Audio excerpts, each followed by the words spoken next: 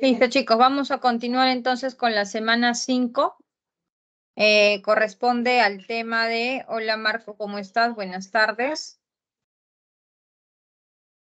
Corresponde al tema de estado de agregación, que vamos a estudiar los estados líquidos, vamos a estudiar el estado sólido, el estado gaseoso, ¿ya? Y luego vamos a terminar con lo que viene a ser los sistemas dispersos. Entonces, comencemos con el primer estado que corresponde al estado gaseoso. ¿Qué cosa es el estado gaseoso? Vamos a ver que en el estado gaseoso o los estados en general, líquido, sólido, gaseoso, van a ser establecidos de acuerdo a la fuerza de atracción que va a existir o la fuerza de cohesión que va a existir entre las moléculas, ¿no? Entonces, cuando nosotros, por ejemplo, observamos la relación de la fuerza de atracción y la fuerza de repulsión, en el caso de los gases, las moléculas se encuentran separadas. Eso quiere decir que predomina la fuerza de repulsión y es por ello que nosotros vamos a ver que en el estado gaseoso la fuerza de repulsión es mayor que la fuerza que los mantiene unidos. Todos los sistemas gaseosos que nosotros podemos observar en lo que nos está rodeando, ¿no? ¿Cómo estás, Alessandra? Buenas tardes. Vienen a ser gases reales. Por ejemplo, el gas que ustedes tienen en casa, ¿no? Que es el propano con el butano, una mezcla de los gases de los hidrocarburos, el gas que nosotros respiramos, que es el aire, el oxígeno, el nitrógeno, una mezcla de gases, ¿no? El gas de helio que se usa, por ejemplo, para los globitos, ¿no? Para que puedan inflar sus globitos y esos globitos que se van hacia arriba, ¿no? Y no hacia no hacia el suelo cuando uno infla, por ejemplo, con CO2, ¿no? Todos esos gases son gases reales, ¿no?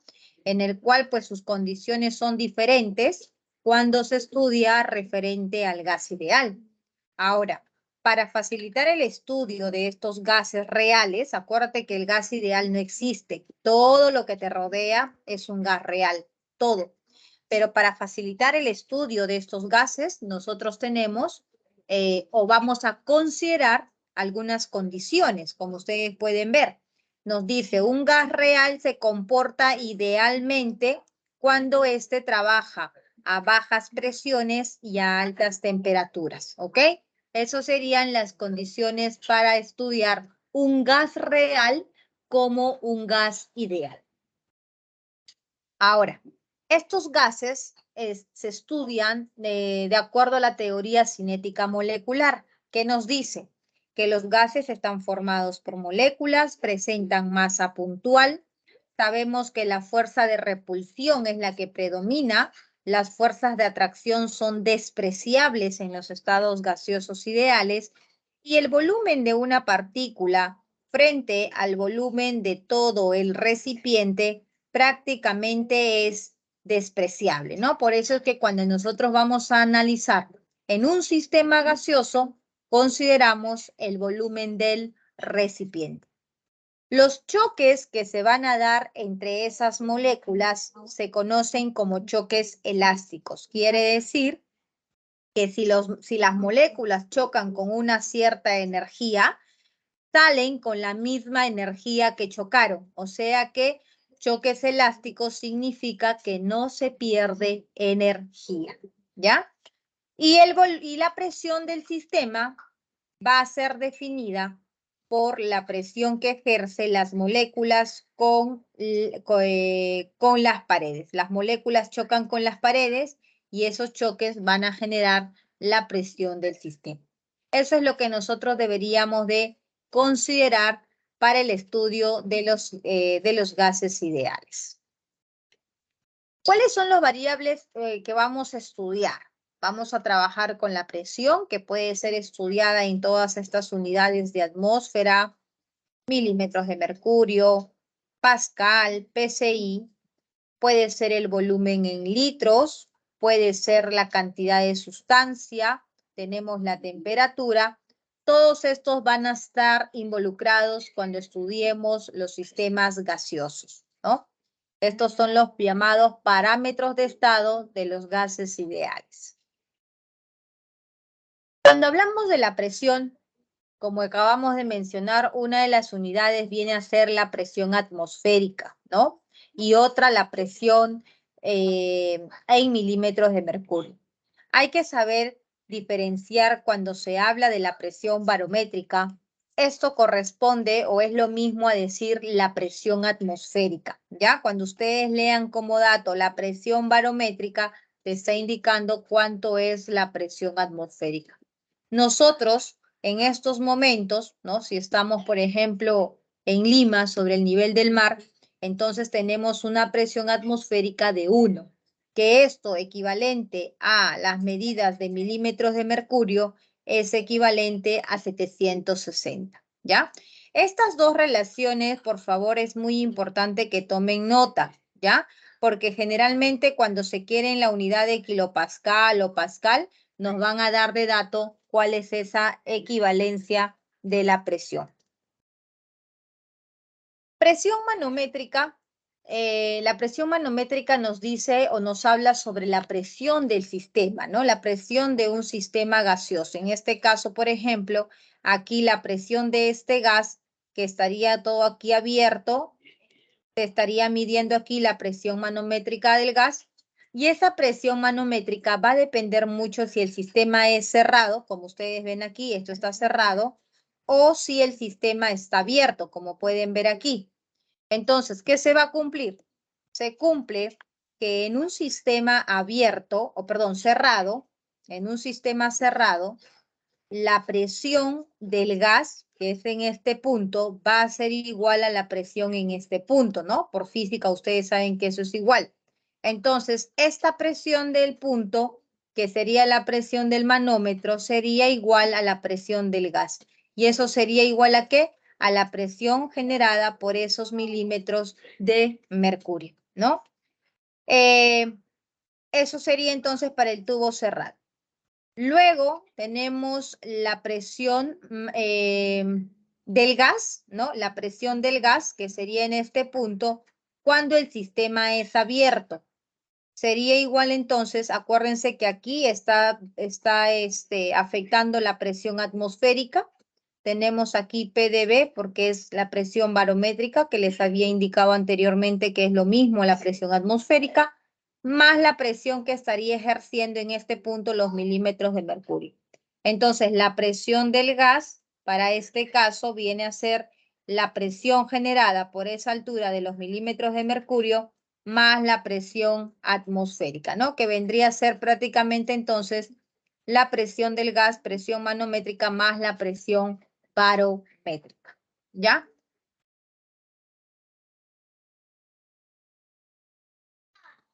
Bien. Ahora, cuando nosotros hemos mencionado a las variables de presión, volumen y temperatura, ¿no? Estos sistemas fueron estudiados por los científicos de Boyle, Charles y Gay-Lussac, ¿no? Ellos estudiaron y se dieron cuenta que cuando la temperatura es constante, el cual el proceso se denomina isotérmico, llega a una ecuación que lo vamos a ver a continuación. Un sistema que trabaja con la presión constante se denomina isobárico y fue estudiado por la ley de Charles, ¿no? Y cuando el volumen es constante, el proceso se llama isocórico o isométrico y fue estudiado por Gay y Lussac. Entonces, cuando nos digan la ley de Boyle, tienes que saber que es un proceso isotérmico. Cuando nos dicen la ley de Charles es un proceso isobárico y cuando nos dicen la ley de Gay y Lussac, eso es un proceso isocórico o un proceso isométrico. Entonces, Boyle, como acabamos de mencionar, estudió los procesos isotérmicos, que significan temperaturas constantes, y estableció que se cumple el famoso pavo, ¿no? Presión 1 por volumen 1 igual a presión 2 por volumen 2. Eso es el pavo 1 igual al pavo 2. Luego tenemos el estudio de Charles para un proceso isobárico donde la presión es constante. Cuando la presión es constante, Charles se dio cuenta que se cumple la relación de volumen 1 sobre temperatura 1 igual a volumen 2 sobre temperatura 2. Y el volumen 1 sobre volumen 2 es igual a temperatura 1 sobre temperatura 2. ¿correcto? ¿Qué más? Tenemos la ley de Gay-Lussac, que estudia para los procesos isocóricos. En un proceso isocórico el volumen es constante y cuando hablamos de un volumen constante se dio cuenta de que existe la relación del famoso pato, ¿no? Pato 1 es igual al pato 2. Este pato 1, pato 2, está claro que representa la P de presión, la T de temperatura para el sistema inicial y luego para un sistema final, ¿correcto? Eso sería entonces de respecto a las leyes de los gases ideales, considerando un parámetro constante, que en este caso es el volumen. En las tres leyes que acabamos de estudiar, si ustedes han estado observando, se han dado cuenta que dice el número de moles constante, ¿no? Miren acá igual, el número de moles constante y acá también el número de moles constante, ¿cierto? Aquí está. ¿Qué quiere decir? Quiere decir que los sistemas gaseosos, por ejemplo, cuando nosotros inflamos un globito, ustedes no dejan el globo abierto porque lo primero que ocurre es que se salga el aire. Ni bien se infla el globo, nosotros cerramos con la finalidad de que ese gas quede dentro del globo, ¿no? Entonces, por eso es que la masa de un sistema gaseoso nunca va a cambiar y N es constante, ¿no? En todas las leyes que hemos visto, por eso dice el valor de N a una constante. Ahora, la ley de Avogadro estudia cuando tenemos dos variables constantes, ¿no? La presión y la temperatura. Cuando la presión y la temperatura son constantes, ¿no?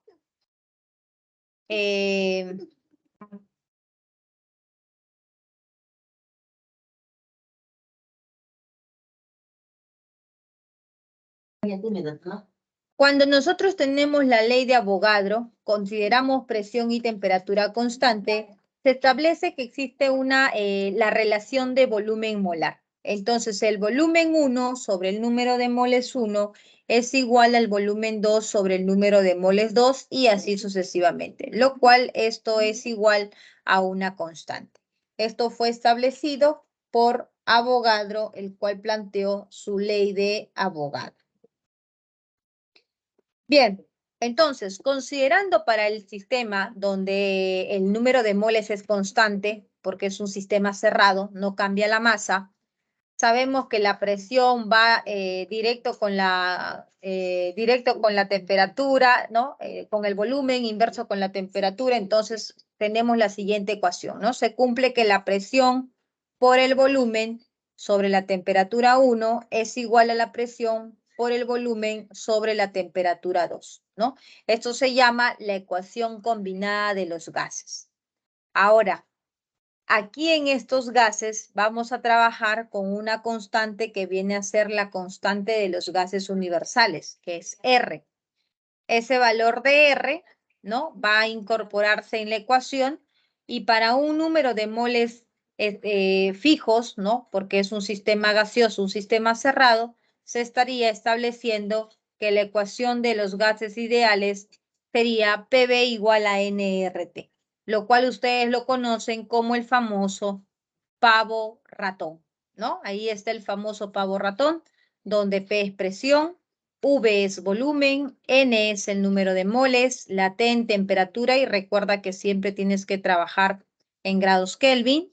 R es la constante universal de los gases y aquí importante, si yo por ejemplo voy a trabajar la presión en atmósferas, trabajaré con el R en atmósferas que es 0,082 litros sobre mol Kelvin. Si yo trabajo la presión en milímetros de mercurio, entonces trabajaré con 62.4 milímetros de mercurio por litro sobre mol Kelvin. Esas son las unidades que nosotros debemos de considerar. Entonces, a partir de esta ecuación de los gases ideales, podemos también tener la famosa ecuación que relaciona la ecuación de los gases ideales con la masa molar y la ecuación que relaciona con la densidad, ¿no? Ya que N es masa sobre masa molar, se hace un arreglo en esta ecuación donde la masa molar sube y el volumen baja, y estaríamos obteniendo masa sobre volumen, que viene a ser la densidad.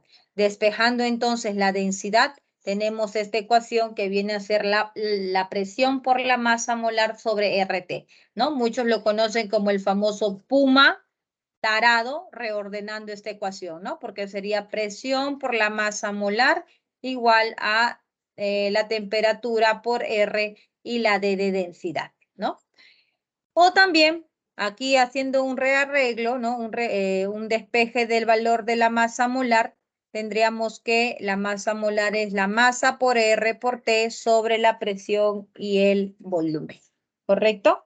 Eso sería la ecuación, las dos ecuaciones que se obtendrían a partir de los gases ideales.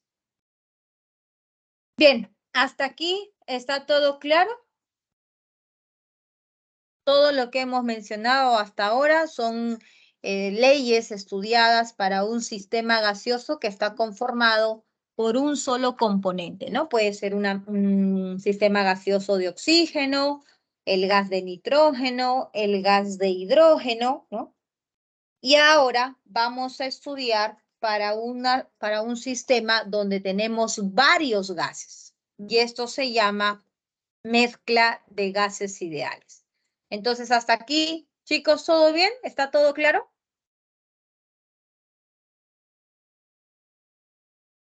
¿Ninguna pregunta?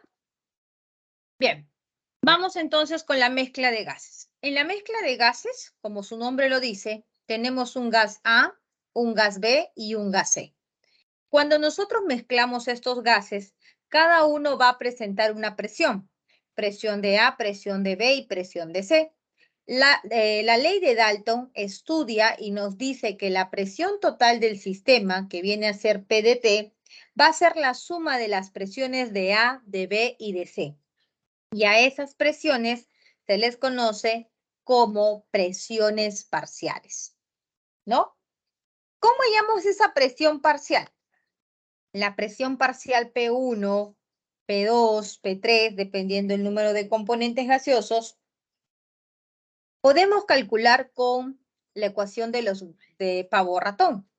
Presión 1 es igual al número de moles 1 por el R por la temperatura sobre el volumen. Si quiero presión 2, o sea, del componente 2, tendré que determinar el número de moles de ese componente 2 por el R por la temperatura sobre el volumen, ¿no? Y así sucesivamente. Pero también hay otra forma de determinar la presión parcial, que se puede expresar como la fracción molar multiplicado por la presión total, ¿no? Eso de aquí, P de T,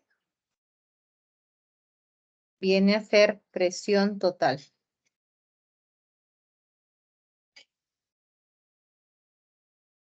Muy bien. Entonces, la presión parcial es igual a fracción molar por presión total, pero ¿cómo calculo yo la fracción molar? La fracción molar calculo como el número de moles del componente I sobre el número de moles totales, ¿ya? Entonces, de esa manera ya podemos determinar cuánto sería la fracción molar y al multiplicar por la presión total, ya podría saber cuánto sería esa presión parcial. Eso se dio cuenta Dalton al estudiar la mezcla de gases, ¿no? Luego tenemos a Magat.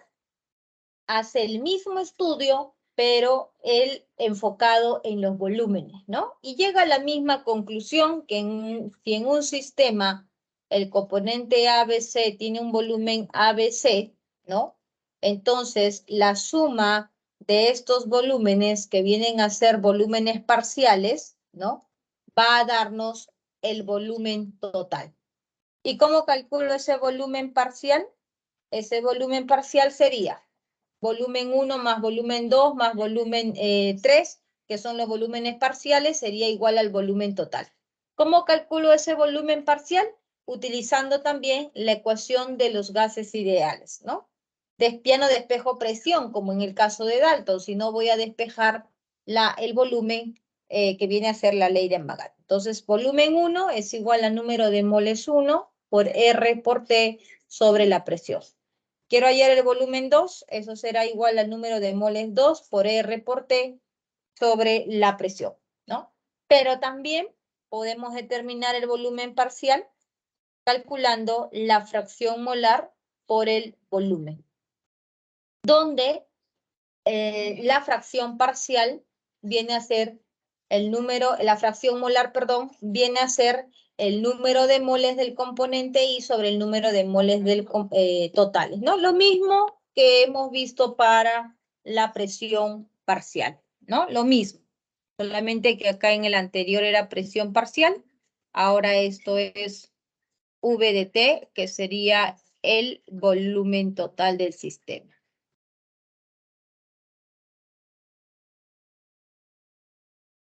Bien, tenemos también el estudio de Graham. ¿Qué se dio cuenta Graham? Graham estudia la difusión, la velocidad de difusión de los gases, ¿no? Y establece la siguiente fórmula, el cual nos indica cuál es la relación que existe entre un volumen 1 y un volumen 2, ¿no? Ese volumen 1 sobre el volumen 2 es la raíz cuadrada de la masa molar 2 sobre la masa molar 1. Y eso es igual a la densidad del componente 2 sobre la densidad del componente 1, ¿no? Eso sería la ecuación establecida por Graham. Bien, eso sería entonces, chicos, referente al estado gaseoso. Ahora vamos a pasar al estado líquido. Como ustedes saben, los estados de agregación sólido, gaseoso y líquido depende de las fuerzas de atracción y de las fuerzas de repulsión. En el caso de los líquidos, como ustedes pueden ver, ambas fuerzas son iguales. Por eso es que tenemos como resultado un estado líquido, ¿no? Los líquidos van a depender de las fuerzas intermoleculares y las propiedades físicas van a depender justamente de los tipos de fuerzas intermoleculares que presentan, ¿no? Tenemos la fuerza de London, tenemos la fuerza de dipolo-dipolo y tenemos la fuerza de puente hidrógeno. Estas son las fuerzas que vamos nosotros a analizar para poder saber si es que, o poder analizar las propiedades físicas de estos líquidos. Tenemos la primera propiedad que viene a ser la tensión superficial.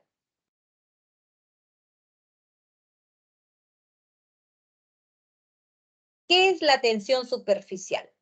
La tensión superficial es la fuerza que se ejerce o que se tiene en la superficie de un líquido entre las moléculas. Entonces, si nosotros observamos que la fuerza intermolecular es alta, o sea, por ejemplo, las de puente de hidrógeno, que son más intensas que las de London, vamos a ver que la tensión superficial también es mayor, ¿no? Entonces, van de manera directa. A mayor fuerza intermolecular, mayor tensión superficial. Pero, ¿qué pasa con la tensión superficial cuando nosotros analizamos la temperatura? Si nosotros analizamos la temperatura, al aumentar la temperatura, vamos a ver que las fuerzas de la superficie del líquido, ¿no? Van a disminuir. Y si disminuyen, entonces la tensión superficial vamos a ver que va a ser menor. Entonces, la relación de la temperatura y la tensión superficial son inversas. Eso sería respecto a la tensión superficial. Viscosidad. La viscosidad es la resistencia a la fluidez, ¿no? Y la viscosidad también va en función proporcional a esa fuerza intermolecular. Si la fuerza intermolecular es mayor, entonces será mayor viscosidad, ¿no? Y si la temperatura aumenta, a ver, yo les pregunto, vamos a ver si están despiertos, ¿ah? Estamos hablando de la viscosidad. Si la temperatura aumenta, ¿la viscosidad aumenta o la viscosidad disminuye? Pónganse a pensar, por ejemplo, en la miel. Todos conocen la miel. Ustedes saben que la miel es bien viscosa. Con la temperatura, ¿esa viscosidad de la miel aumenta o disminuye? Ajá. Ok, Misael nos dice que disminuye. ¿Qué dicen los demás? ¿O es el único que me está escuchando, Misael? Y los demás después de comer se han dado su siesta. Ya, muy bien, por ahí me dicen, Alessandra disminuye, Belén aumenta, Ronaldo disminuye, Araceli disminuye. Ah, ya, ok, Alessandra. Lo importante es que estén atentos. Antonio dice disminuye, ya, chicos. Lo que ocurre efectivamente es que la viscosidad con la temperatura disminuye, ¿ya? Porque lo que va a hacer es que la miel, por ejemplo, cuando le damos calor, fluye más rápido, ¿no? Aumenta su fluidez. Eso significa entonces que es menos viscoso. Presión de vapor. ¿Qué es la presión de vapor? Su nombre lo dice. La presión de vapor es la presión que ejerce el vapor. Acá tenemos un líquido y esos líquidos pasan al estado de vapor y al estar en el estado de vapor, prácticamente nadie lo ve a esas moléculas que se van al vapor y por lo tanto se genera una presión. La fuerza intermolecular en este caso es a lo inverso. A mayor fuerza intermolecular vamos a ver que la presión de vapor es menor, ¿no? Pero si nosotros incrementamos la temperatura, lo que va a ocurrir es que las moléculas salgan mucho más rápido al estado de vapor y al salir con mayor facilidad al estado de vapor, lo que va a pasar es que la presión de vapor aumente o disminuye. Si yo le doy temperatura al agua, van a aumentar las moléculas al estado de vapor, por lo tanto, ¿qué va a pasar con la presión de vapor? ¿Va a aumentar o va a disminuir? Si hay más moléculas en el estado de vapor, lo que va a ocurrir es un aumento en la presión de vapor. Eso es lo que va a ocurrir. ¿Listo? Entonces, de esa manera varía la presión de vapor. Punto de ebullición. Es la presión de vapor cuando alcanza la presión externa, que es la presión barométrica o la presión atmosférica, ¿no? Entonces, si la fuerza intermolecular es alta, entonces el punto de ebullición también va a ser elevado, porque tiene que alcanzar hasta ese valor para poder romper los enlaces. Y si la presión de vapor, dice, aumenta, ¿no? Lo que va a ocurrir es que el punto de ebullición también va a aumentar. Esta sería la relación que existe entre las fuerzas intermoleculares y las propiedades físicas. Hasta aquí, ¿alguna pregunta, alguna duda? ¿Está todo claro?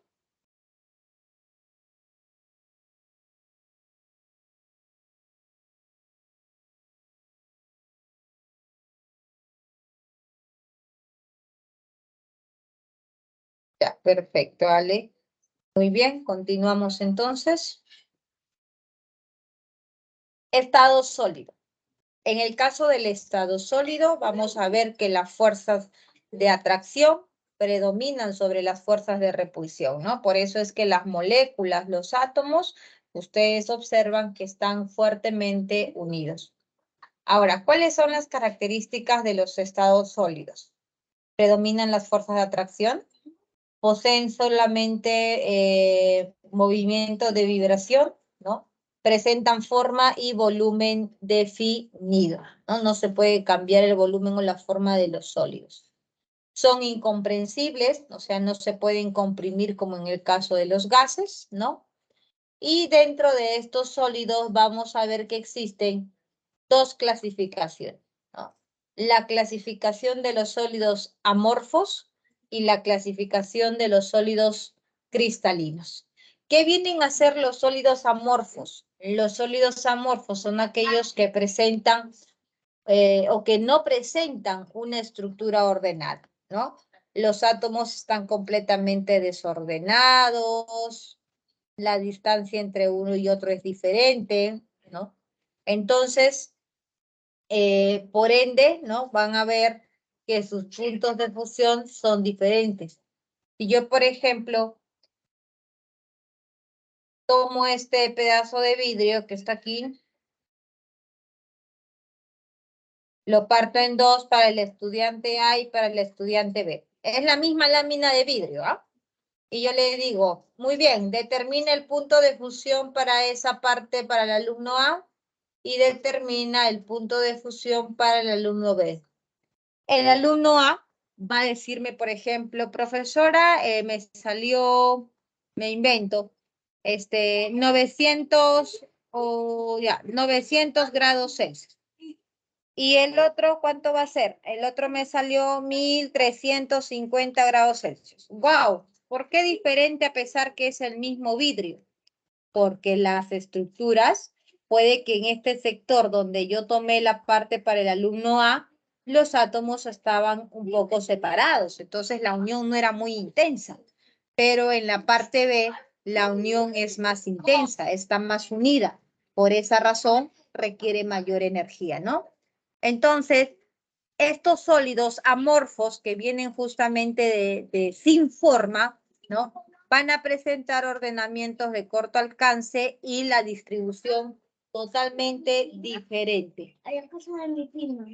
Totalmente diferente, ¿no? No hay un orden.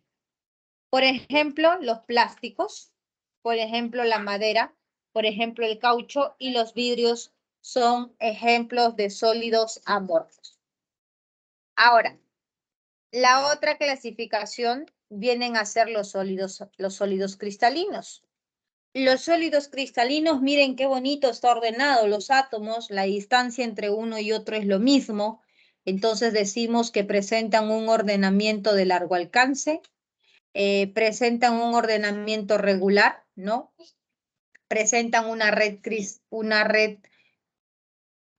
cristalina, ¿no? En la distribución de los átomos y por ende sus propiedades físicas como el punto de fusión es definido, ¿no? Eso es lo que sería con respecto a los sólidos cristalinos, ¿no? Ahora, dentro de los sólidos cristalinos, nosotros vamos a ver algunas clasificaciones, ¿no? Los tipos de sólidos cristalinos. Ahora, por ejemplo, lo que tenemos en casa. Si yo le digo, por ejemplo, a ver, ¿quiénes estamos por aquí en clase? A ver, si por ejemplo yo le digo a Astrid y a Eduardo, ¿no? A Astrid Álvarez y a Eduardo Calderón. Le digo, a ver chicos, van a determinar el punto de fusión del cloruro de sodio, el alumno, Astrid, ¿no? Y Eduardo. Entonces ellos van a decir, profesora, el punto de fusión de la sal fue de 800 grados Celsius y B me va a decir, profesora, a mí me salió 801 grados Celsius. Ah, prácticamente lo mismo, ¿no? No hay mucha diferencia porque los enlaces que existen entre un átomo y otro átomo, entre el cloro y el sodio, ya está definido. Por eso se dice que son estructuras cristalinas, ¿ya? Ahora, nosotros nos vamos a concentrar en este tipo de sólidos cristalinos, porque pueden ser sólidos cristalinos covalentes, sólidos cristalinos iónicos, sólidos cristalinos metálicos y sólidos cristalinos moleculares. Pueden ser esos cuatro tipos de sólidos cristalinos. Ahora,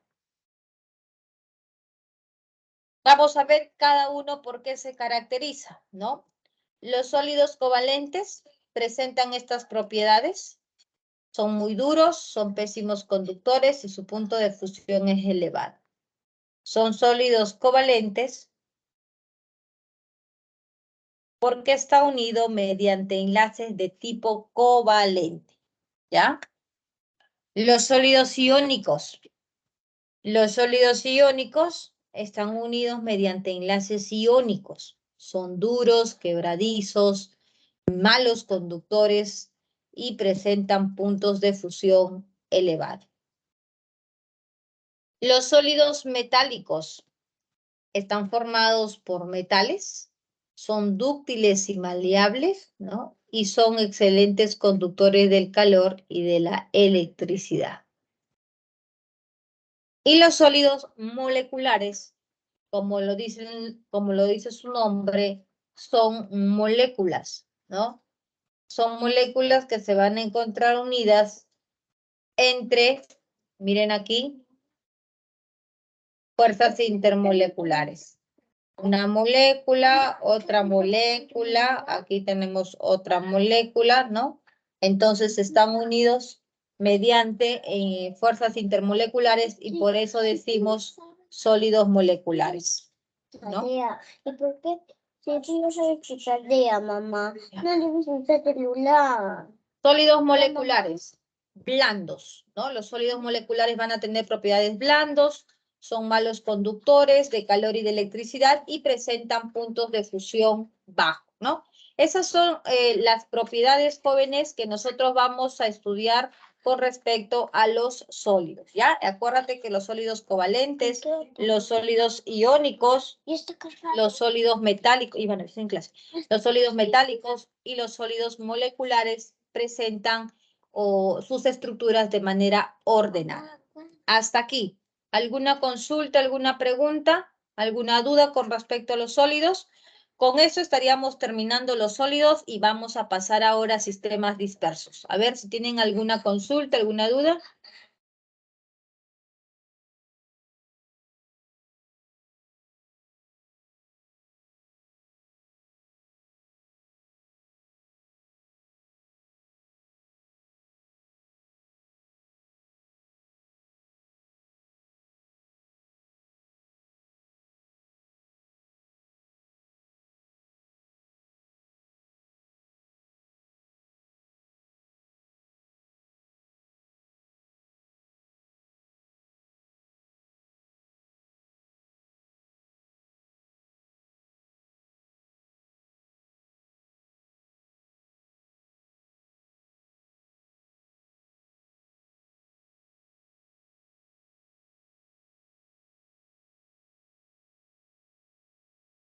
Bien, seguimos entonces con los sistemas dispersos, ¿ok?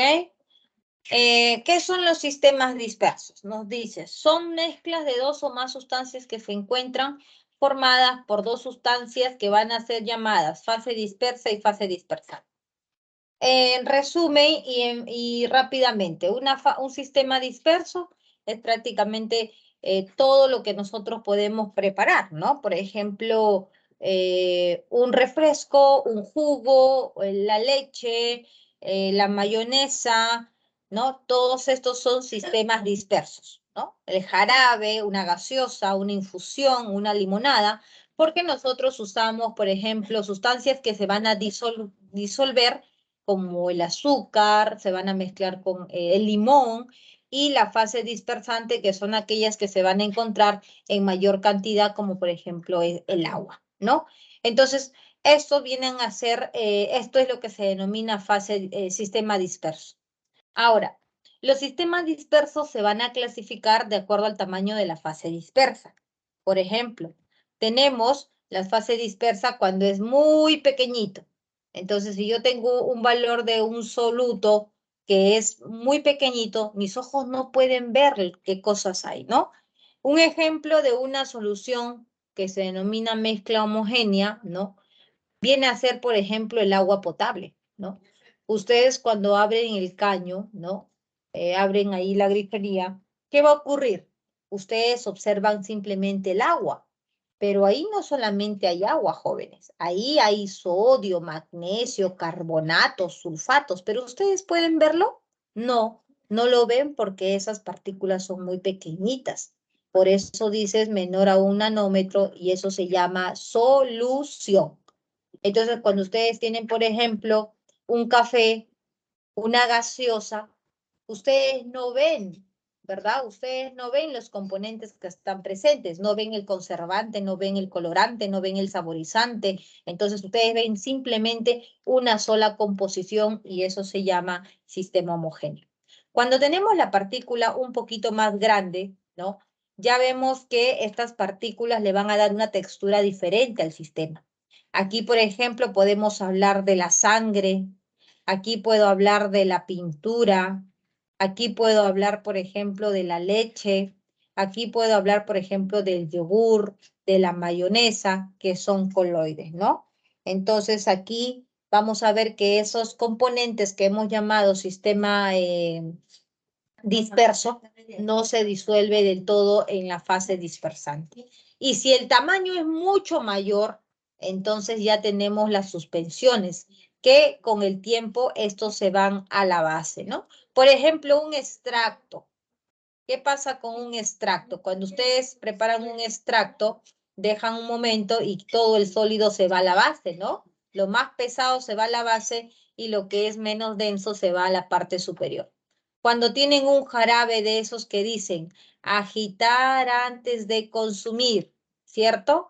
Entonces, esos jarabes que dicen agitar antes de consumir, ustedes lo llevan a la luz y van a poder observar que en la base se encuentra el sólido y en la parte superior el sobrenadante.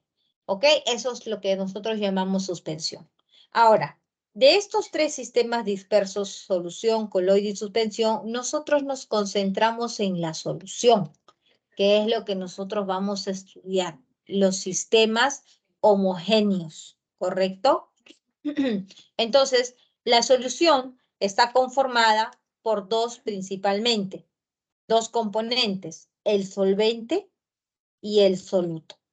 El soluto y el solvente se combinan, se mezclan para poder darnos una solución. Entonces, si el soluto más el solvente es igual a una solución, entonces aquí tenemos, perdón, aquí podemos decir lo siguiente, se va a cumplir que la masa del soluto más la masa del solvente es la masa de la solución. Que el volumen del soluto más el volumen del solvente, eso es el volumen de la solución. ¿Ya? Entonces, ¿qué es una solución? Es la suma del soluto más el solvente, que viene a ser una mezcla homogénea. Ahora, hay soluciones iónicas y soluciones moleculares. Las soluciones iónicas comparadas con las moleculares son las que tienen iones, cargas positivas y negativas, que van a permitir el paso, el flujo de electrones y por ende hay luz. En cambio, las soluciones moleculares, estas no tienen cargas positivas y negativas. Por lo tanto, por ejemplo, agua con azúcar no conduce la corriente, ¿no? Y justamente esa conductividad pues se debe a la presencia de los iones. Concentraciones de la solución. ¿Cómo nosotros sabemos la concentración de una solución? Va a depender mucho de la cantidad de soluto, ¿no? Por ejemplo, todos sabrán, me imagino, preparar pues una chicha morada, preparar un refresco de maracuyá, ¿no? Yo les pregunto a ustedes, ¿qué pasa si yo, por ejemplo, bueno, en este caso voy a tomar otro ejemplo, no de la maracuyá, porque quedan las pepitas y como estamos hablando de una solución homogénea, tiene que ser de una sola fase. Voy a considerar la sal, ¿ya? Un vaso de agua y vamos a considerar que esto sea el cloruro de sodio, que es la sal que ustedes tienen en casa y saben que es soluble en agua. ¿Qué pasa cuando yo tengo, antes de poder explicarles sobre la solución diluida concentrada, quiero que sepan sobre la solubilidad de la sal? ¿Ya? A ver, solubilidad del cloruro de sodio. Si no me equivoco, la solubilidad del cloruro de sodio es 36 por 100 mililitros, creo. A ver, vamos a ver aquí, solubilidad del cloruro de sodio. Esto sería solubilidad del cloruro de sodio. A 25 grados, sí. 36 gramos por cada 100 mililitros, ¿ya? Entonces, ¿por qué es importante esto, jóvenes? Por cada 100 mililitros de agua. Es importante porque nos permite saber a nosotros qué cantidad máxima se va a solubilizar, ¿no? Se va a disolver. Entonces, cuando nosotros disolvemos aquí, supongamos 5 gramos de cloruro de sodio, es muy poquito, ¿verdad? Es muy poco. Entonces decimos que la solución es diluida, ¿ok? Es una solución diluida. Cuando nosotros aumentamos la concentración, vamos a suponer a 25, entonces ya tenemos una solución concentrada, porque ya hay una cantidad de sal considerable. Entonces, eso es solución concentrada. Y cuando nosotros tenemos la máxima cantidad, que en este caso son 36 gramos por cada 100, nosotros tenemos una solución saturada. A eso se llama solución saturada. Cuando tenemos la concentración, vamos a colocar aquí, esto significa concentración máxima para disolver. ¿Ok? ¿Y a qué se llama solución sobresaturada? Llamamos solución saturada cuando hacemos el uso de la temperatura. Con ayuda de la temperatura logramos disolver hasta 36 o puede ser inclusive hasta un poquito más, 38 gramos, pero con ayuda de la temperatura. Entonces eso se llama una solución sobresaturada. Entonces, las cantidades de soluto que se van a disolver en esas soluciones, ¿no? En ese solvente, nosotros podemos determinar expresando en unidades físicas, por ejemplo, el porcentaje de masa, el porcentaje en volumen o el porcentaje de masa en volumen, ¿no? ¿A qué va a ser igual el porcentaje de masa? Masa de soluto sobre masa de solución multiplicado por 100. Eso es el porcentaje de masa en masa. El porcentaje de volumen en volumen es volumen del soluto sobre el volumen de la solución. Y el porcentaje de masa en volumen es masa del soluto sobre el volumen de la solución, ¿no? Y todo multiplicado por 100. Recordad que la concentración es la relación que existe entre la masa y el volumen, ¿no? Y la unidad que se mide, que son ppm, viene a ser la masa del soluto sobre el volumen de la solución, ¿ya? Eso sería entonces la concentración partes por millón. Ahora, estas unidades de concentración son unidades físicas, ¿no? Ahora, unidades químicas, ¿qué viene a ser? La molaridad. La molaridad viene a ser el número de moles sobre volumen, donde el volumen siempre tiene que ser establecido en litros. Y recordar que el número de moles se calcula como la masa sobre la masa molar. Una vez que se tiene el número de mol, se calcula entonces esa molaridad y a partir de la molaridad nosotros también podemos determinar la normalidad, ¿no? La normalidad se calcula como equivalentes gramos sobre el volumen en litros o podemos hacer uso de la ecuación conociendo ya la molaridad multiplicado por este parámetro teta, tendríamos la normalidad, ¿no? Entonces, pero ¿cómo calculo los equivalentes si quisiera utilizar esta fórmula? Los equivalentes son masa sobre peso equivalente y el peso equivalente es la masa molar sobre el parámetro teta. ¿Ok? Esas son las fórmulas que nosotros vamos a trabajar para determinar la molaridad y la normalidad. Profesor, ¿y cómo calculo ese parámetro teta? El parámetro teta va a depender de la sustancia que estemos analizando.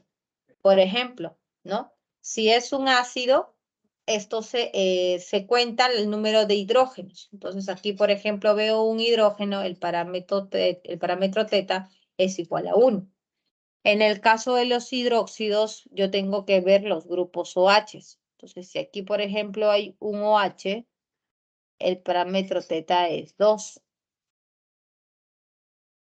Aquí, por ejemplo, en una sal,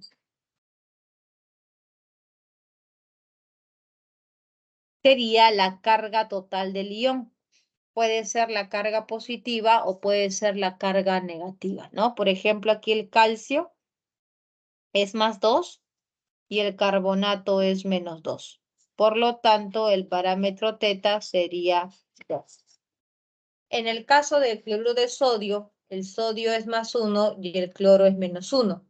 ¿Cuánto sería el parámetro teta? El parámetro teta sería igual a 1. En el caso del sulfato de sodio, el sodio es más 1 y el sulfato es menos 2. Ahora, ¿cómo sería en este caso, profesora? No te compliques porque acá hay 2 por 1. Esto en total sería más 2 y esto simplemente es menos 2. Por lo tanto, el parámetro teta sería igual a 2. Y en el caso del sulfato de aluminio, el aluminio es más 3, el oxígeno es menos 2. Entonces 3 por 2, 6, 3 por 2, 6. El parámetro teta sería igual a 6. ¿Ok? ¿Hasta aquí estamos bien? A ver, chicos, ¿estamos despiertos o no?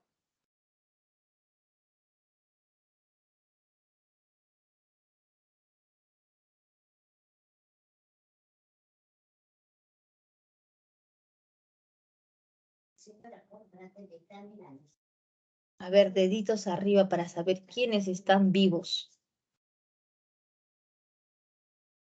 A ver, manitos arriba, ya, muy bien. Ahí estoy viendo ya los que están levantando sus manitos.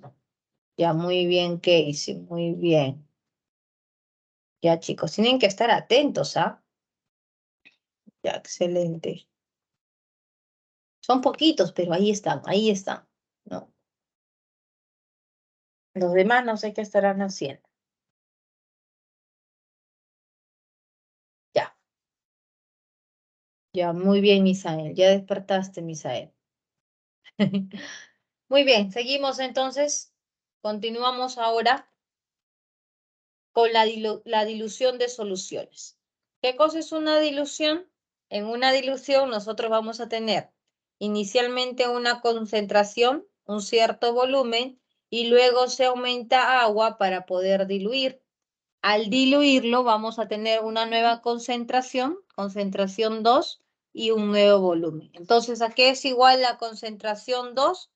Se cumple la relación que concentración 1 por volumen 1 es igual a la concentración 2 por el volumen 2, ¿correcto?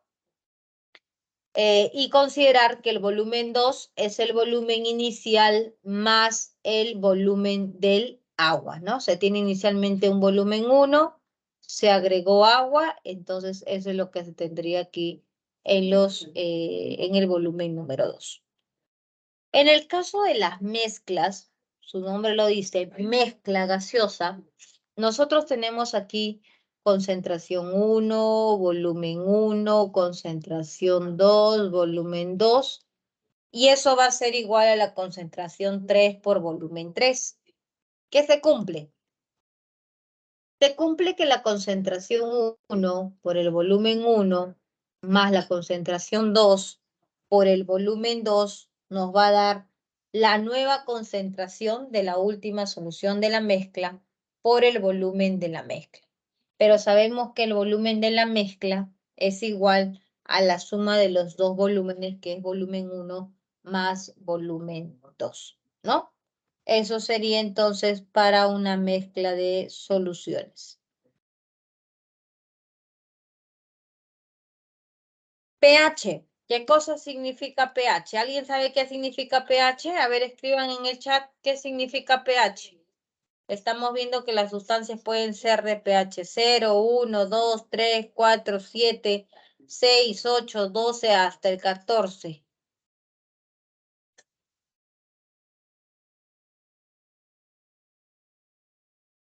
¿Saben qué significa pH o no? Muy bien, Misael. El pH mide el grado de acidez, ¿no? Por eso se dice que el pH viene a ser el potencial de hidrógeno.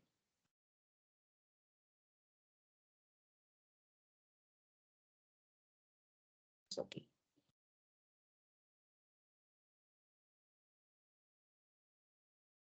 Potencial de hidrógeno.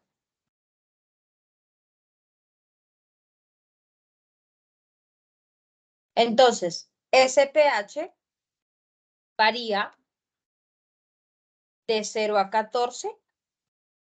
Las pilas son ácidas, el estómago segrega ácido clorhídrico, el limón tiene un pH de 2.5, las gaseosas son ácidas, ¿no? Por eso les prohíben a los que tienen gastritis no tomar gaseosa.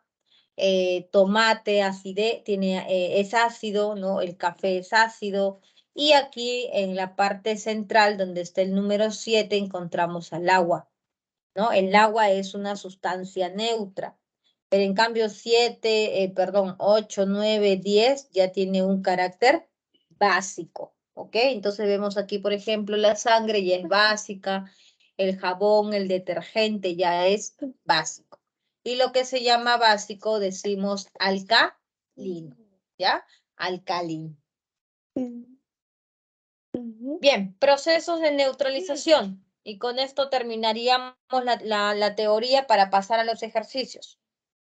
¿Qué es un proceso de neutralización? Un proceso de neutralización se cumple que el número de equivalentes gramos de un ácido es igual al número de equivalentes gramos de la base.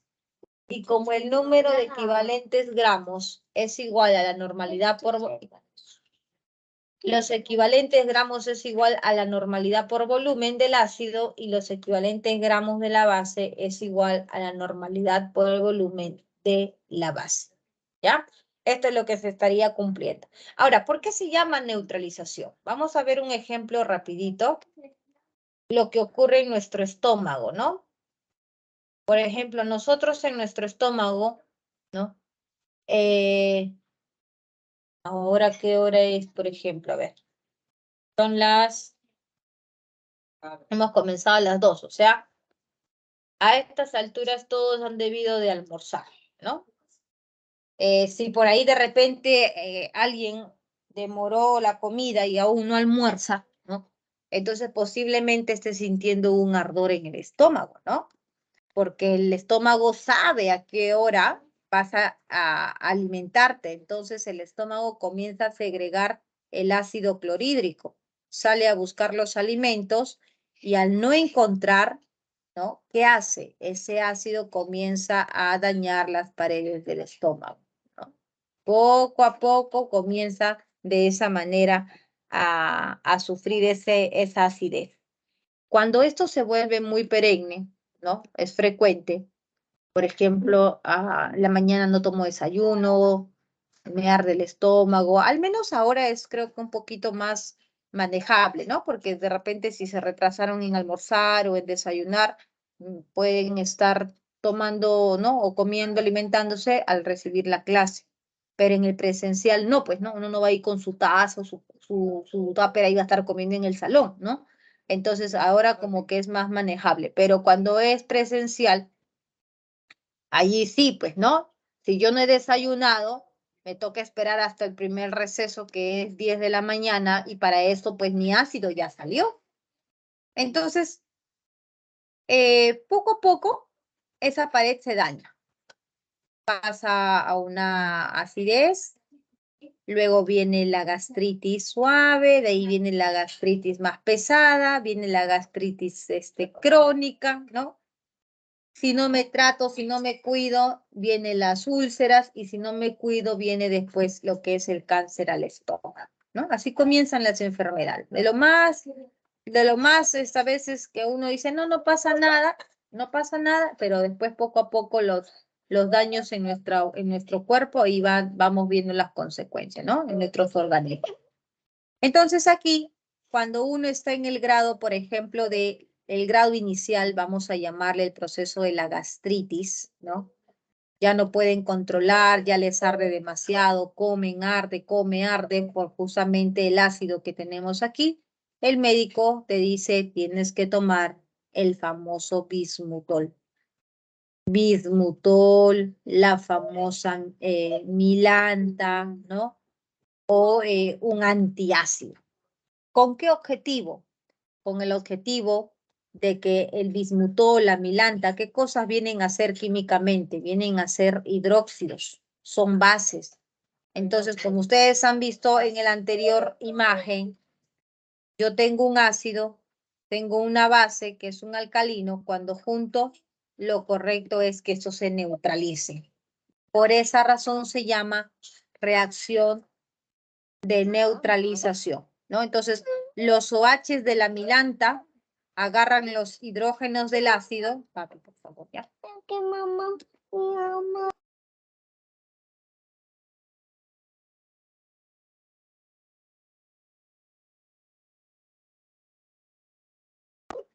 Entonces, cuando nosotros tenemos los OHs del milanta, ¿no? Que uno consume para bajar la acidez, entra en contacto con el hidrógeno y se neutraliza. Entonces ahí uno siente una calma, ¿no? De lo que le estaba ardiendo, entonces siente una calma porque hay un proceso de neutralización, ¿no? Eso es lo que ocurre. Ahora, ¿cómo saber si la cantidad de ácido en general o de base uno es mayor? De repente finalmente lo dejo muy ácido, lo dejo muy básico o la cantidad es perfecta para que se pueda neutralizar. ¿Cómo saber?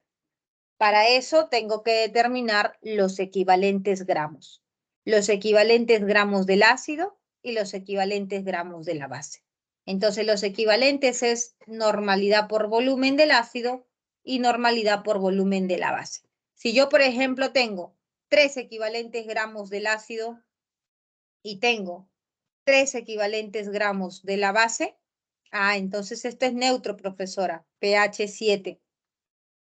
Si yo tengo 5 equivalentes gramos del ácido y tengo 3 equivalentes gramos de la base, ¿cómo va a ser la solución final? ¿Va a ser más ácido o va a ser más básico? ¿O va a ser neutra? ¿Qué es lo que tengo más?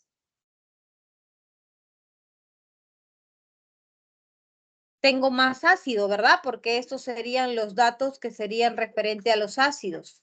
Entonces yo tengo 5, acá tengo 3. Es como si tuviera 1, 2, 3, 4, 5.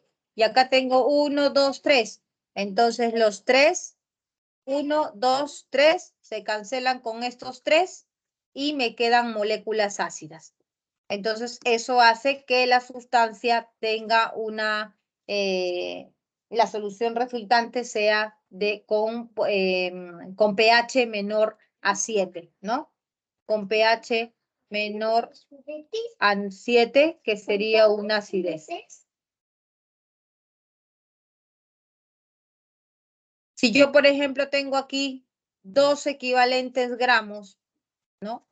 Y aquí tengo 5 equivalentes gramos, entonces la solución va a ser básica y el pH va a ser mayor que 7, ¿no? Porque cuando es mayor que 7 ya hablamos de la basicidad.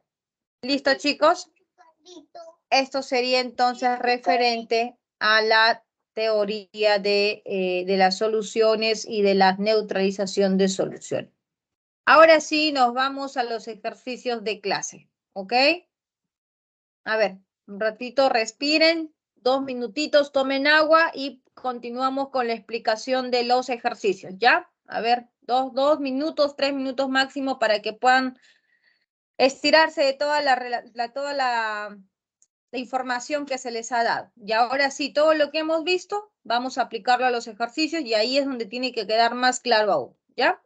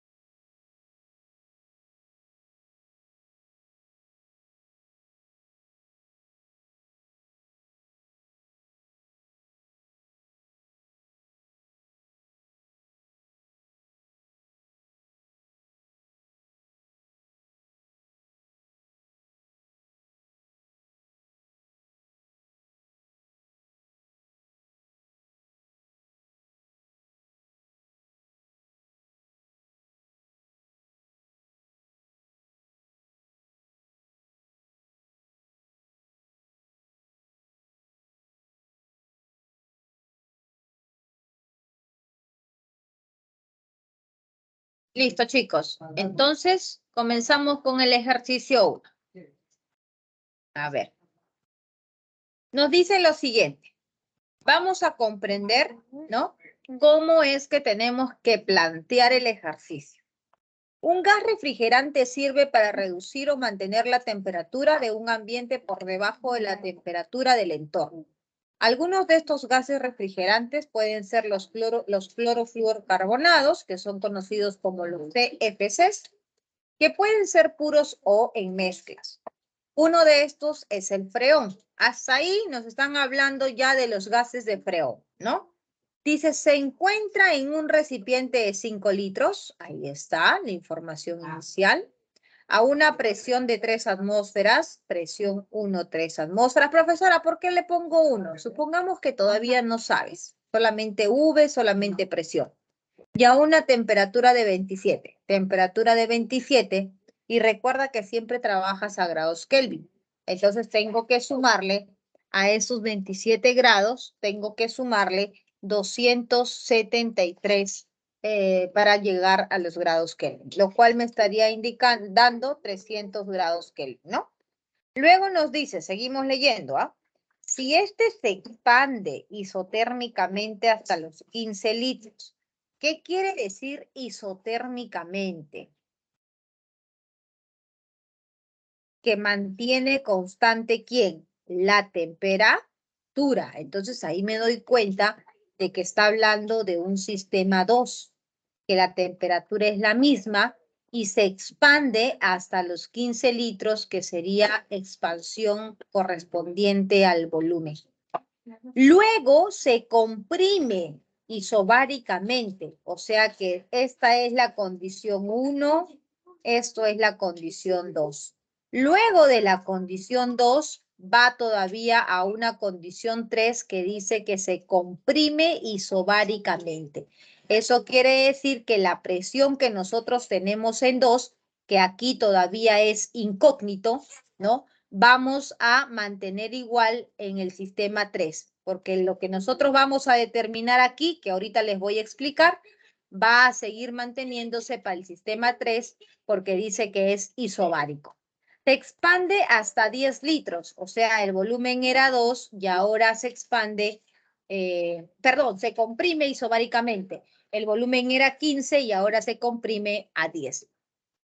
Y como no nos habla nada de la temperatura, entonces aquí en el proceso 2 sigue siendo la misma temperatura, pero acá nos dice determine la temperatura final, que es justamente lo que nosotros tenemos que hallar.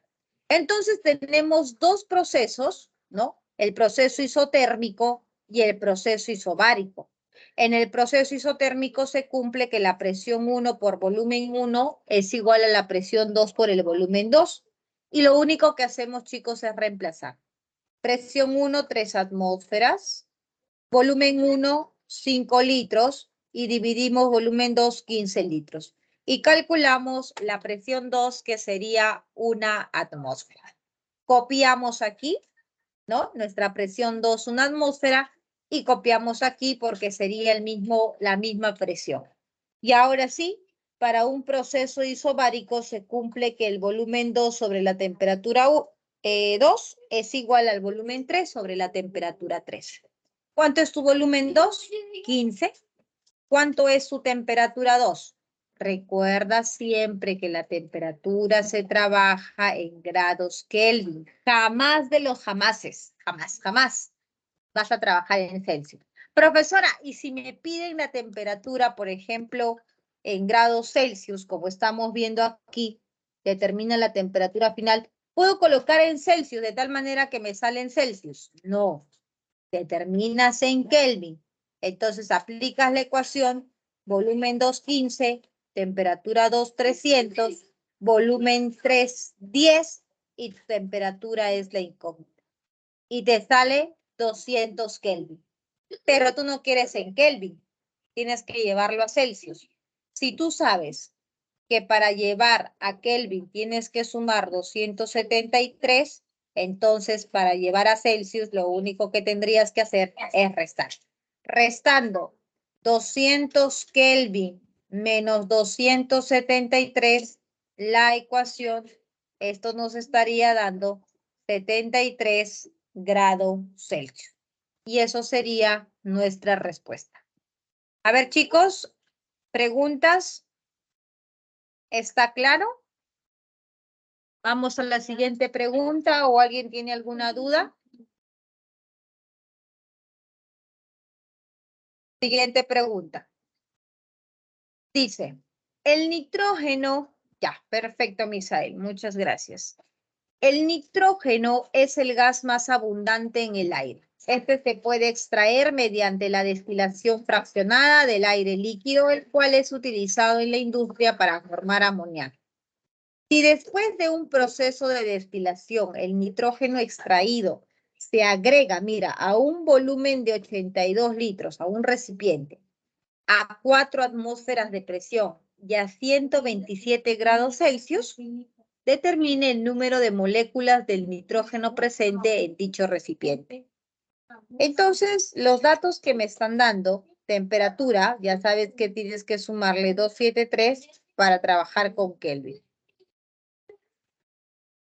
Presión 4 y volumen 82. Profesora, ¿cómo hallo el número de moléculas? Recuerda que para hallar el número de moléculas hay que recordar a Avogadro. ¿Qué te dice Avogadro? Que una mol tiene un Na, que es lo mismo a decir que en una mol hay 6 por 10 a la 23. ¿Qué cosa, profesora? Moles, moléculas, iones, dependiendo de lo que estés hablando. En este caso son moléculas. Ah, entonces si yo viera que tengo 2 moles, es 6 por 2. Si son 3 moles, 6 por 3 y así sucesivamente. Entonces tengo que saber cuántas moles hay en mi sistema con estas condiciones. ¿Qué voy a aplicar? Pavo, ratón. Presión, si tengo.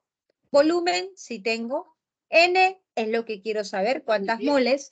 R, aquí está la constante. Y la temperatura, tengo. Tengo todo. Reemplazo entonces en la ecuación, pavo ratón, despejo el número de mol y me salen 10 moles. Por lo tanto, si en una mol hay 6 por 10 a la 23, en 10 moles habrá 6 por 10 a la 24. Pregunta 2, ¿todo claro? ¿Sí? ¿Se entendió? Vamos a la pregunta 3, ¿o alguien tiene alguna duda? Abra simplemente el micro para poder hacer la pregunta o escribir en el chat.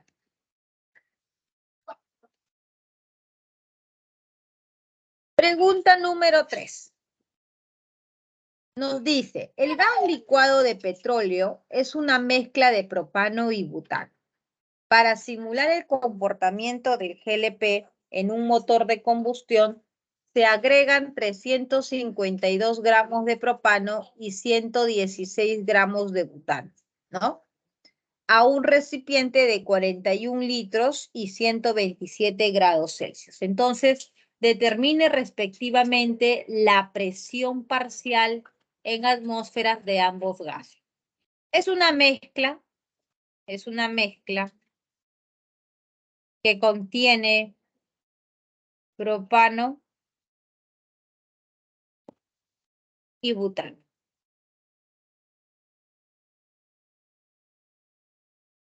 P4 y H10. ¿Correcto?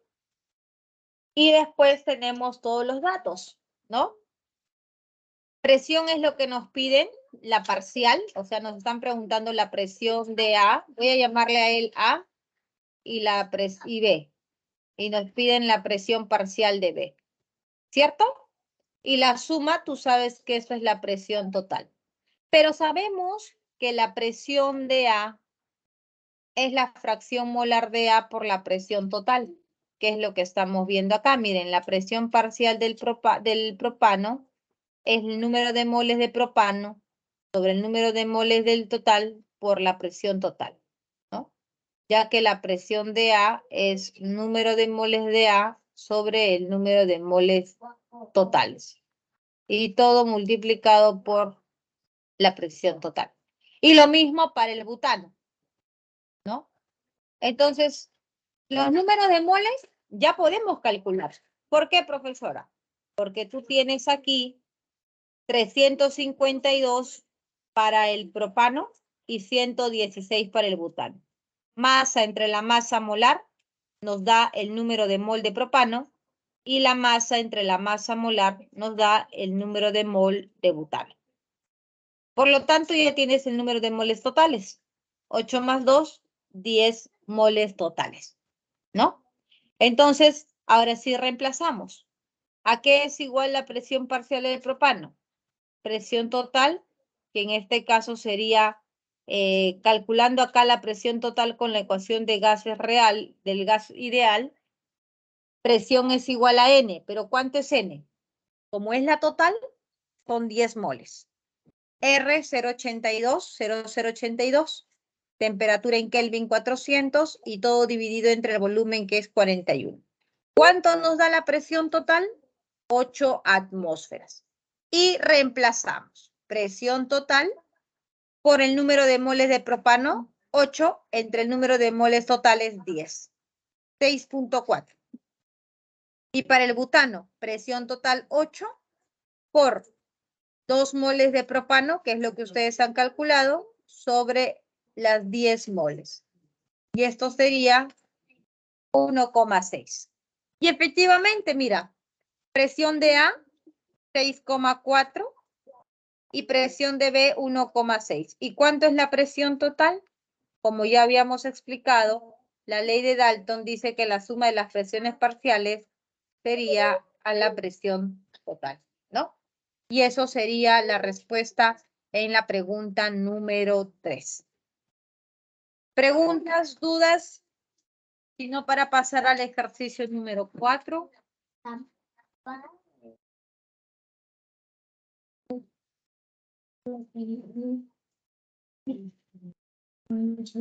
A ver, analícenlo, miren, observen. Me dicen si tienen alguna pregunta, alguna duda.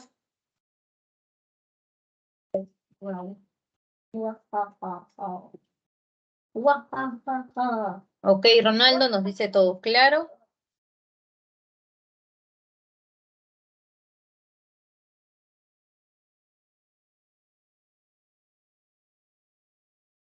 Siguiente pregunta 4. A ver.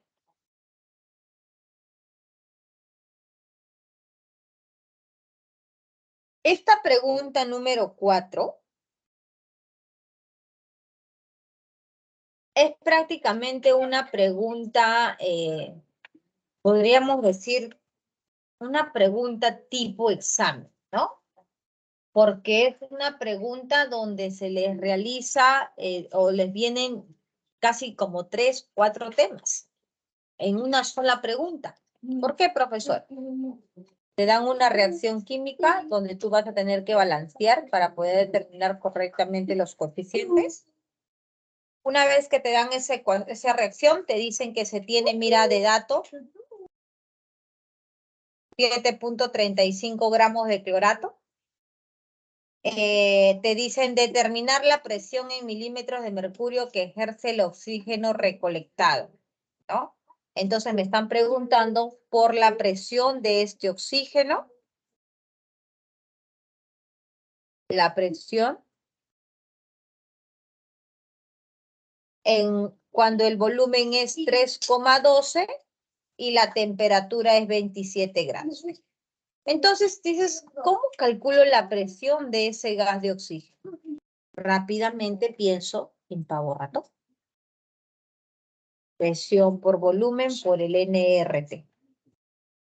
Profesora, tengo, a ver, ¿qué tengo, qué no tengo? A ver. ¿Tienes presión? No, es lo que me piden justo. ¿Tienes el número de mol? No. ¿Tienes el R? Sí, aquí está de datos, 62.4, porque la presión me piden en milímetros de mercurio. ¿Tienes el valor de la temperatura? Sí. El valor de la temperatura, 300 Kelvin. Y el volumen que sería 3,12 litros. De aquí entonces nosotros tenemos prácticamente todo, pero nos falta el número de mol para poder darle solución a este problema. ¿De dónde yo voy a sacar el número de mol? Viene de la relación estequiométrica. Balanceando, tenemos que 2 moles de clorato de potasio reaccionan con 3 moles de oxígeno, ¿no? 2 moles de clorato de potasio, 2 moles de clorato de potasio pesa 245 gramos, que es lo que ustedes ya saben cómo determinar, porque cada clorato de potasio es 122.5. Multiplicado por 2 son 245 gramos que se tendría para que produzca 3 moles de oxígeno. Pero como yo tengo 7.35, la pregunta sería, ¿a cuántas moles corresponde? ¿Cuántas moles de oxígeno se va a producir con esa cantidad de masa? Regla de 3, y esa masa sería 9 por 10 a la menos 2 moles de oxígeno, ¿no?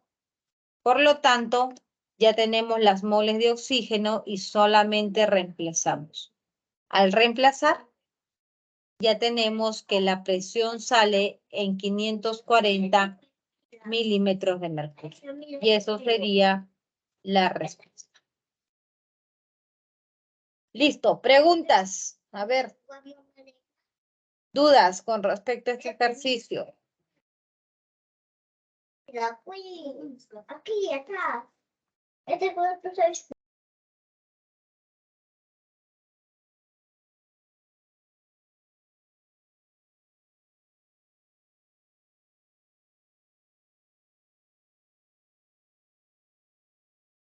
Ya, a ver.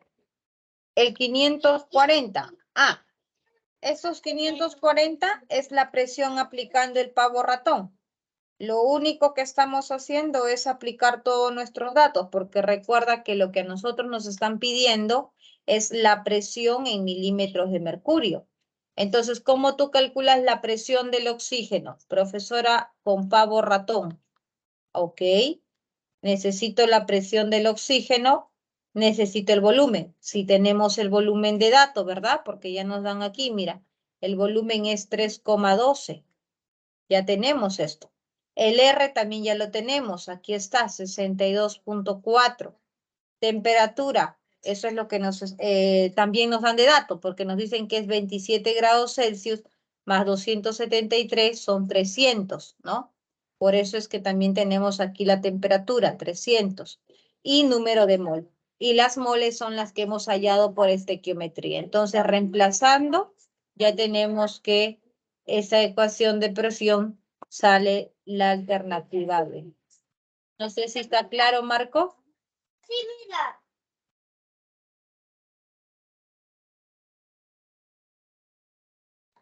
Ya, perfecto. Muy bien, vamos entonces a la siguiente pregunta.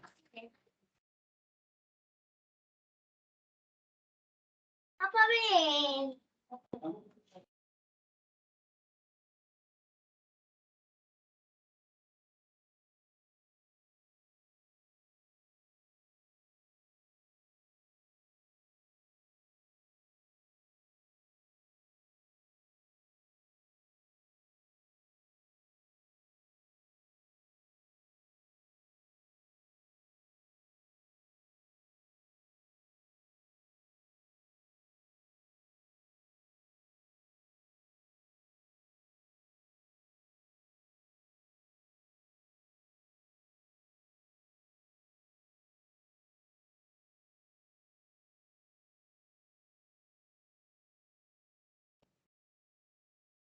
Vamos con la siguiente pregunta, pregunta número 5.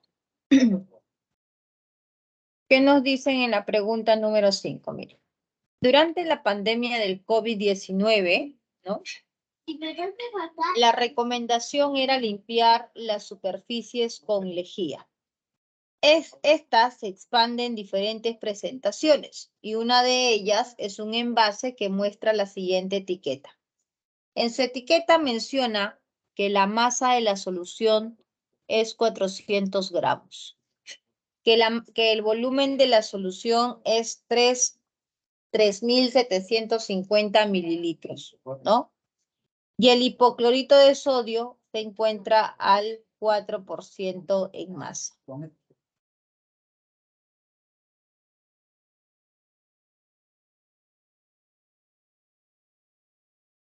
Al respecto, seleccione la alternativa que complete los espacios en blancos. El envase contiene gramos de hipoclorito de sodio. Nos están preguntando entonces por la masa del hipoclorito y la concentración de la solución expresada en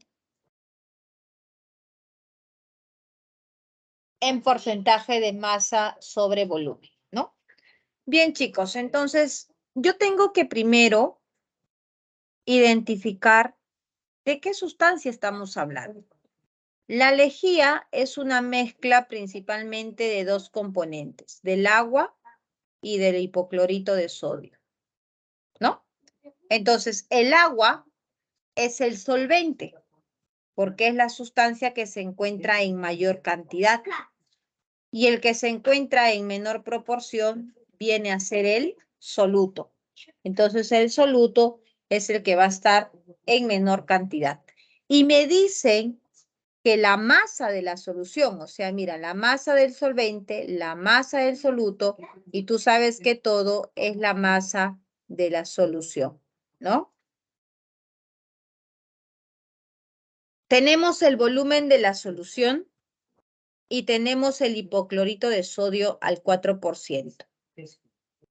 Entonces, nosotros sabemos que el porcentaje en masa sobre el porcentaje en masa es masa del soluto sobre la masa de la solución multiplicado por 100, ¿no? Esa es la fórmula que nosotros acabamos de ver en teoría.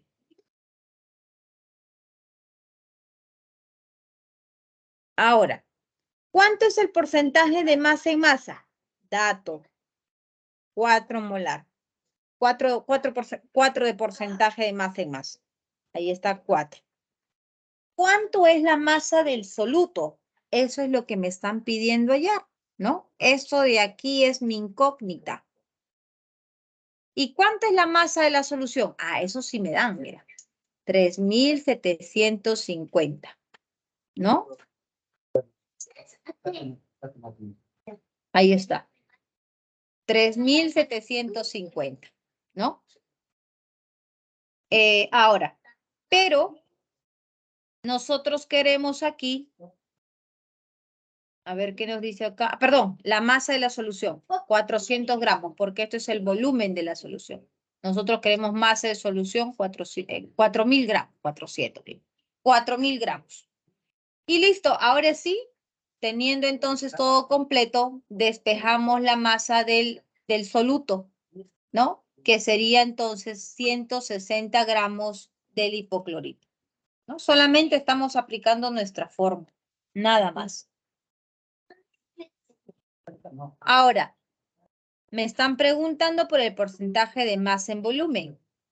El porcentaje de masa en volumen es igual a la masa del soluto sobre el volumen, ¿no? Sobre el volumen por 100. Cuando a mí me preguntan porcentaje de masa en masa, eso es masa del soluto sobre masa de la solución por 100. Cuando me preguntan porcentaje de masa sobre volumen, eso es masa del soluto sobre el volumen del solvente, o perdón, el volumen de la solución multiplicado por 100, ¿no? Si me dicen porcentaje de volumen en volumen, el volumen del soluto sobre el volumen de la solución por 100. Entonces, prácticamente, estos me dicen a mí qué es lo que yo tengo que relacionar, ¿no? Y eso es lo que acá nos están diciendo. Masa sobre volumen, profesora. Masa de soluto que justo acabas de determinar, que son 160. Volumen de la solución, que sería 3.750, ahora sí nos dan de dato, y ese porcentaje sería 4.27. Entonces aquí es otro ejercicio en el cual donde la fórmula tiene que estar clara. Si no tenemos claro la fórmula, allí vamos a tener problemas. ¿Claro? A ver, ¿está todo claro para poder pasar a la siguiente pregunta? Pregunta número 6. ¿Dudas? A ver. La jugada es... Espera, papá. No. Sí. No. Pues no. Esto, cuando comes Ya, voy a... no se puede. Voy a estar... A no ser que puedas ir jugando para que se corone.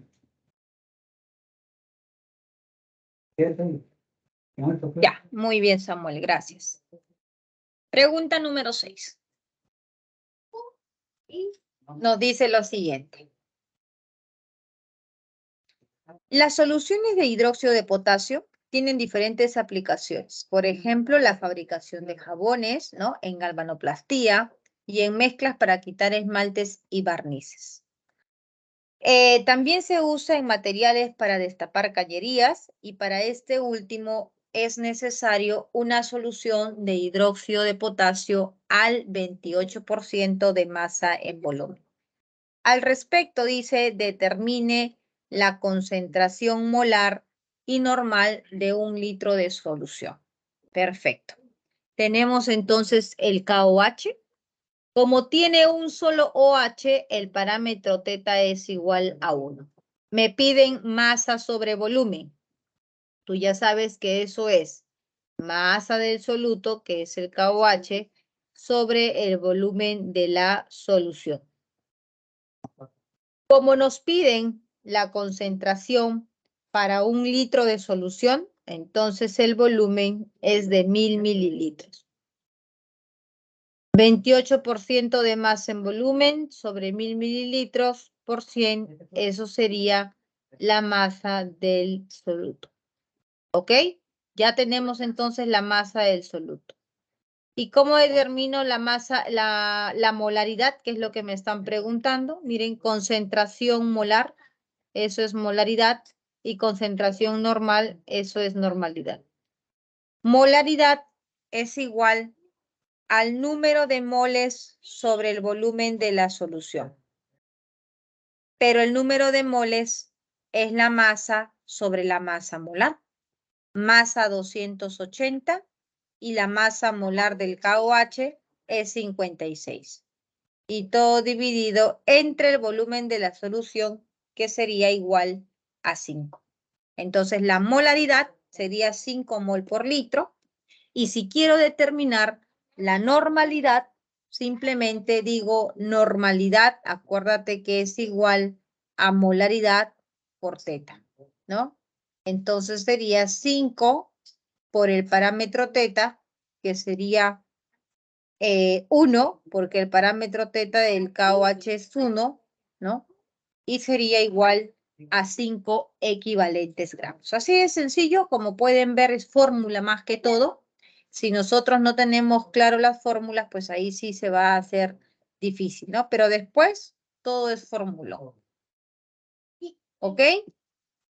¿Preguntas, dudas con esta pregunta número 6? A ver, obsérvenlo. Si no, pasamos ya a la pregunta número 7.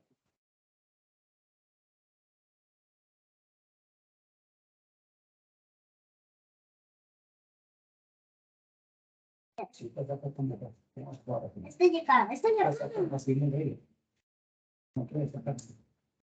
¿Me toca?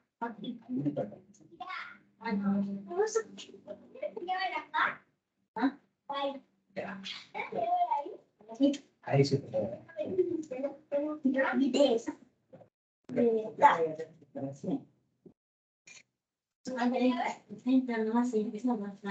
Pero así me vas a poder comer. Ya, todo claro, ¿sí? Muy bien. Seguimos entonces con la siguiente pregunta.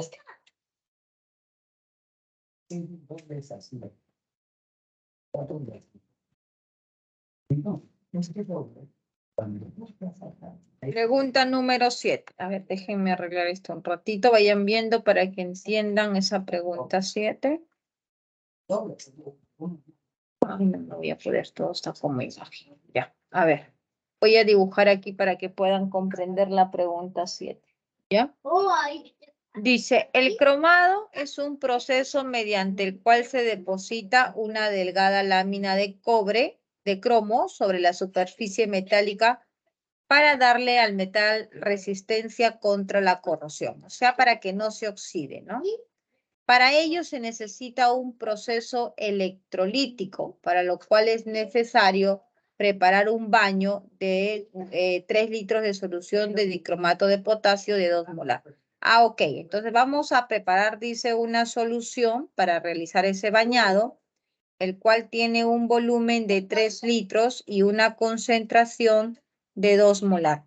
De la solución de K2, C2 y O7, ¿no? Si en el laboratorio se tiene 2 bidones, dice, si se tiene en el laboratorio 2 bidones, 2 bidones de 5 litros cada uno, ahí hay 5 litros, aquí también hay 5 litros, ¿no? De dicromato de potasio, ambos son de dicromato de potasio, dicromato de potasio, dicromato de potasio y dicromato de potasio. Esto tiene la concentración de 1 molar y esto la concentración de 4 molar. Determine, dice, el volumen de la solución del K2CrO7 de 1 molar y del 4 molar. O sea que cuánto voy a agarrar de aquí, qué volumen y qué volumen de aquí para poder preparar esa solución de 3 litros con concentración de 2 molar. Y ustedes saben que esto pues prácticamente es una mezcla, donde se cumple que el volumen de la solución 1 por la concentración 1 más el volumen 2 por la concentración 2 es igual al volumen 3 por la concentración 3, ¿no? Entonces ahí estamos aplicando molaridad 1 por volumen 1 más molaridad 2 por volumen 2. Eso es la concentración final 3 y el volumen final 3, ¿no? Por lo tanto, aquí tendríamos lo siguiente. Concentración inicial, 1 molar.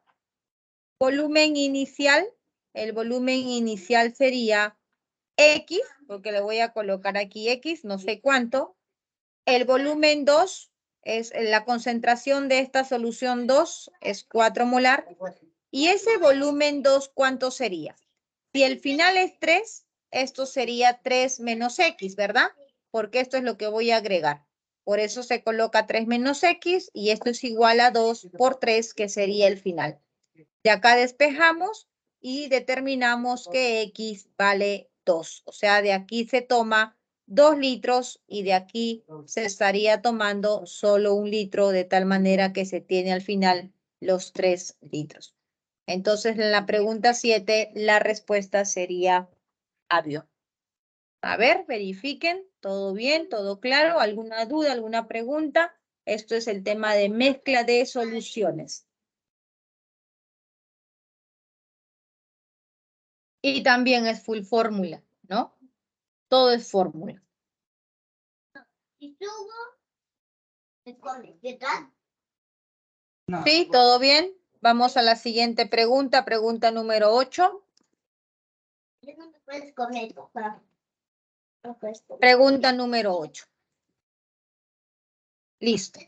En un laboratorio de química general de la Universidad Nacional Mayor de San Marcos se lleva a cabo una práctica de neutralización, en el cual un alumno agrega 20 mililitros de ácido sulfúrico de concentración 1,5 molar del ácido, ahí está, tiene ese volumen, ya lo hemos pasado a litros, y tiene esa concentración. A un envase que contiene hidróxido de potasio de 59 mililitros, que sería en litros 5,9 por 10 a la menos 2, y de concentración 1 molar. Al respecto dice, seleccione la secuencia correcta de verdad o falsedad de las siguientes proposiciones. Ay, no me puedes comer tú. Nos preguntan si la concentración normal, o sea, la normalidad del ácido es 3. nos preguntan si la concentración, los equivalentes del KOH es 59 y nos dicen si lo que sobra es ácido o es base, ¿no? Entonces, ¿qué tengo que hacer? Hallar los equivalentes gramos, que sería normalidad por volumen. Tú ya sabes que la normalidad por el volumen, ¿no? Nos da los equivalentes, pero para hallar la normalidad es la molaridad por el parámetro teta, ¿no? La molaridad ya lo tienes de dato, mira, 1.5 para el ácido y 1 para la base. Y el parámetro teta depende de cuántos hidrógenos tenemos en el ácido. Hay 2, por eso el teta es 2. En el OH hay 1, profesora, por eso aquí es 1. Entonces multiplicamos molaridad por teta, 1.5 por 2, y eso nos da 3 normal. 1 por 1, 1 normal. Entonces ahora multiplicamos esa normalidad por el volumen, porque saben que los números de equivalentes es normalidad por volumen. 3 por 2, 6 por 10 a la menos 2, y 1 por 5.9, 5.9 por 10 a la menos 2. Entonces de ácido, mira, tienes 6 por 10 a la menos 2, y de la base tienes 5.9 por 10 a la menos 2. Entonces el primer enunciado, la concentración del ácido es 3. Eso sería, dice la concentración del ácido sulfúrico es 3. Sí, la concentración sí. La concentración normal efectivamente es 3. Aquí está. Aquí está, la concentración normal. La concentración del KOH. A ver, 59 miliequivalentes. Tenemos los equivalentes 5.9 por 10 a la menos 2. Pero si yo quiero pasar a miliequivalentes, ¿qué decimos? Equivalentes gramos abajo y miliequivalentes gramos arriba. Entonces, ¿cuánto vale mili? 10 a la menos 3. Entonces, operando esto, nos sale 59 miliequivalentes gramos. Así que ese enunciado 2 también sería verdadero. Ahora nos dice, ¿qué es lo que sobra? Un equivalente gramo del ácido. Efectivamente hay más ácido que base, ¿no? El ácido tiene 6 y la base tiene 5.9. Entonces, ¿la diferencia cuánto va a ser? Nos dice que es 1 y eso sería falso, porque la diferencia que existe entre 5.9 por 10 a la menos 2 y 6 por 10 a la menos 2 es de 0.001, que es 1 por 10 a la menos 3, ¿no? Acá lo único que se está haciendo es restar para saber cuánto es esa diferencia. Y como acá nos dice que es 1, pues eso sería falso. Entonces la clave sería verdadero, verdadero, falso. ¿Y si te comes ¿Sí? el amarillo? A ver, ¿está claro, chicos? Preguntas en la número 8. ¿Todo bien? ¿Se entendió? Aquí estamos viendo un ejemplo de neutralización, ¿no? Entonces la solución final no es neutra. La solución final tiene el carácter ácido.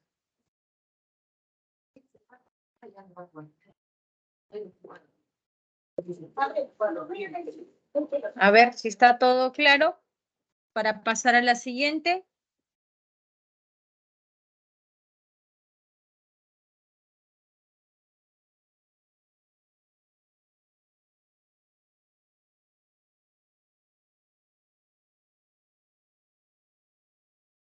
Ya, muy bien, Brigitte. Y estos serían los ejercicios propuestos, ¿no? 1 avión, 2 barco, 3 casa, 4 avión y 5 dados, ¿ya? Entonces, el tema que hemos culminado ahora, que son estado gaseoso, estado líquido y estado sólido, por favor repasarlo. Ya han visto que en el estado, sobre todo en los sistemas dispersos, porque en los estados gaseosos hemos visto muchas fórmulas. En el estado sólido y líquido, más que todo es teoría. Pero en los sistemas dispersos ya entramos a las fórmulas de concentración, a las fórmulas del porcentaje en masa, porcentaje en volumen, las, ¿cómo se llama esto?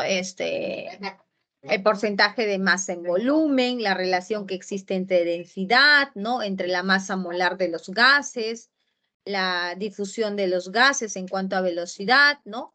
Entonces, todas estas fórmulas que hemos aprendido, ustedes tienen que repasar, practicar nuevamente para que eso se les quede en la cabecita. Si ustedes no practican, todo lo que ustedes me han podido entender ahora se va a desvanecer hasta la siguiente semana.